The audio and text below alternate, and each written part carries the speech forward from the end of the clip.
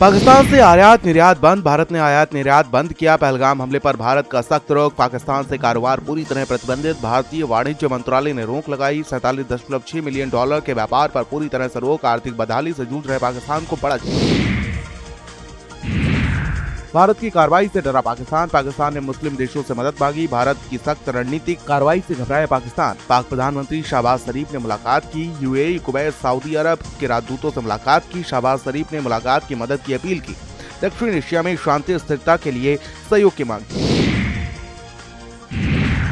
पहलगाम आतंकी हमले का मामला साजिश ने आईएसआई, पाकिस्तानी सेना भी शामिल। तो वहीं राष्ट्रीय जांच एजेंसी की जांच में हुआ बड़ा खुलासा। आतंकियों के 20 मददगारों से पूछताछ कर रही एजेंसी। मोबाइल टॉवरों का डाटा खंगाल रही एनआईए। पूरे उत्तर भारत में मौसम का रेड अलर्ट जारी। तेज हवाओं, बारिश और ओलावृष्टि का खतरा। तो वहीं दिल्ली, एनसीआर, हरियाणा, पश्चिमी यूपी समेत कई राज्यों में तेज बारिश, बिजली गिरने और आंधी की चेतावनी।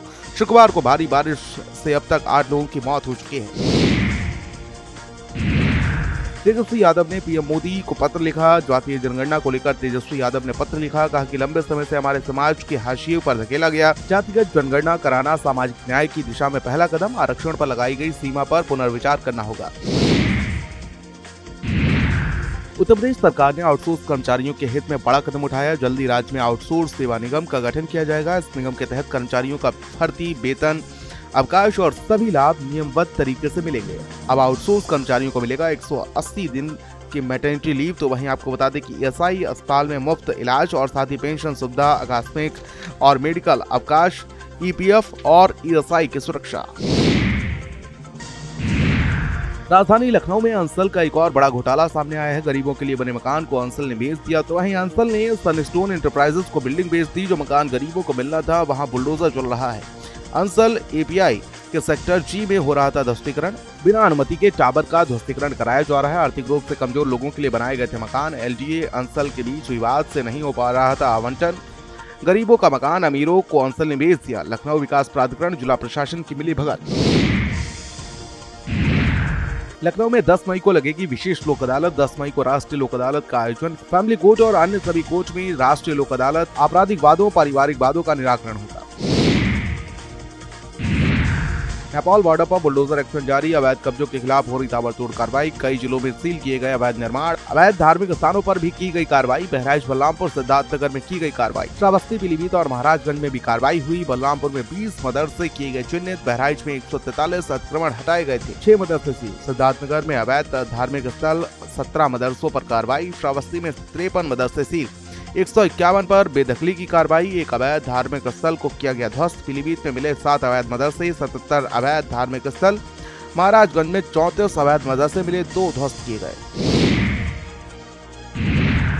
₹1 प्रति लीटर महंगा हो जाएगा पराग दूध। तो वहीं सरकारी दुग्ध संघ ने दूध की कीमतों में वृद्धि की घोषणा की है। अमूल ज्ञान दूध पहले ही मूल्यों में वृद्धि कर चुका है। पराग की फुल क्रीम 68 से ₹69 प्रति लीटर हुआ है। वहीं आधा लीटर वाला दूध 34 से 35 रुपए हुआ है। टूंड मिल्क 56 से 57 रुपए प्रति लीटर हुआ। आधा लीटर 28 से बढ़कर 29 रुपए हुआ। तो वहीं आपको बता दें कि 5 लीटर के पैक 280 से बढ़कर 290 रुपए होगा। महाप्रबंधक विकास बालियान ने दी जानकारी। लखनऊ के डीएम विशाख जी ने ओआरसीपीएस सिस्टम की शुरुआत की। रोड कटिंग की अनुमति देने के लिए ऑनलाइन सिस्टम। तो वहीं रोड कटिंग परमिशन सिस्टम की डीएम ने शुरुआत की है। 7 मई से ओआरसीपीएस सिस्टम काम करना शुरू कर देगा। तो वहीं सड़क खोदने वाले विभाग, ठेकेदार की जवाबदेही तय होगी।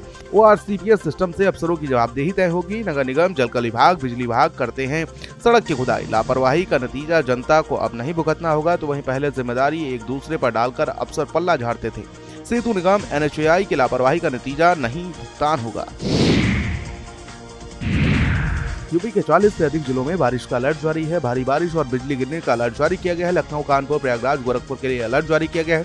अयोध्या, मेरठ, वाराणसी, आगरा, झांसी में अलर्ट जारी है। बरेली समेत यूपी के कई जिलों में वज्रपात का अलर्ट।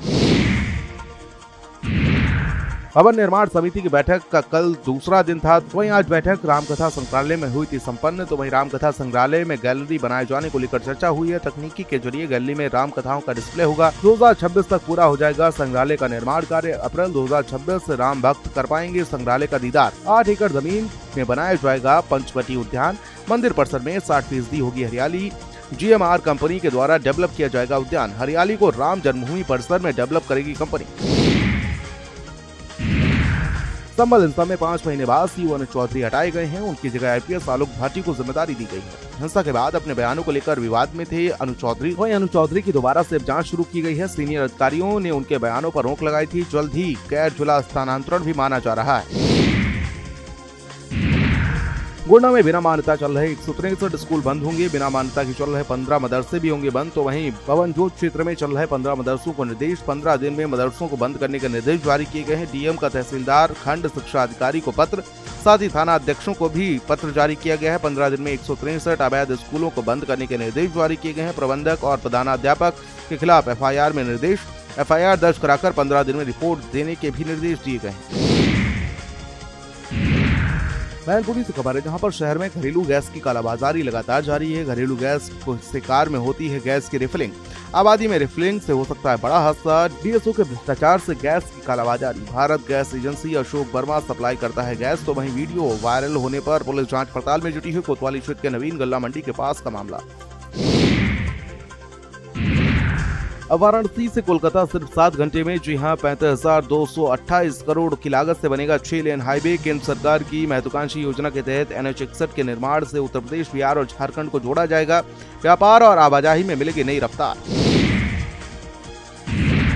पैसेंजर से रेलवे विभाग कर रहा है बड़ा धोखा, जहां पर एसी टिकट बनाकर जनरल क्लास में करवा रहा है यात्रा। जनरल बोगी पर एसी का कोच नंबर डालकर यात्रा कराई गई। जहां पर आपको बता दें वाराणसी से मलमाड़ स्पेशल ट्रेन में घोटाला हुआ है। ट्रेन नंबर 07652 में B4 बोगी नंबर है जनरल कोच। उत्तराखंड में धामी सरकार का बड़ा फैसला। पंतनगर में एयरपोर्ट के रनवे में होगा विस्तार। रनवे विस्तार के लिए 3 करोड़ की राशि स्वीकृत। तो वहीं चंपावत लमगड़ा तहसील भवन में 17 करोड़ 74 लाख रुपए स्वीकृत किए गए हैं। राज्य कर्मचारियों पेंशनरों को 2% महंगाई भत्ता बढ़ाया गया। राज्य कर्मचारियों और पेंशनरों को बड़ी सौगात दी गई है, जहां पर धामी सरकार ने 2% महंगाई भत्ता बढ़ाया है और अब राज्य कर्मचारियों को 55% महंगाई भत्ता मिलेगा। महंगाई भत्ते का लाभ कर्मचारियों को 1 जनवरी से मिलेगा। आज सुबह 6 बजे बद्रीनाथ धाम के कपाट खुलेंगे। कल श्री योग बदरी पंडुकेश्वर पहुंचे देव डोलियां। तो वहीं आज शाम को देव डोलियां बद्रीनाथ धाम पहुंचेंगी।